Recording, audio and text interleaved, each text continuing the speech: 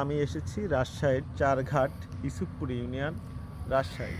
এখানে আমি যেখানে দাঁড়িয়ে আছি এর আশপাশে যদি আমি আপনাদেরকে দেখানোর চেষ্টা করি, খুব কাছাকাছি রাজশাহী শহরটি এখানে রয়েছে। এই যে এদিকে দেখতে পাচ্ছেন, ওদিকে রাজশাহী শহর, পিছনে রয়েছে পদ্মা নদী, রাজশাহী শহর রক্ষা বাঁধ। এটা আমি যেখানে দাঁড়িয়ে আছি এর পাশেই ওদিকে যদি একটু আজকে কুয়াশাচ্ছন্ন, যেহেতু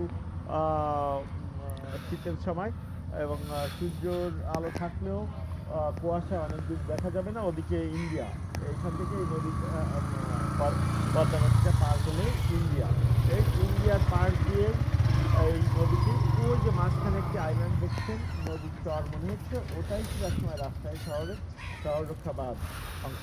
কিন্তু পর্যায়ক্রমে কালের স্রোতে এটা ভেঙে ভেঙে এই প্রায় 1 কিলোর মতো কাছে চলে এসছে।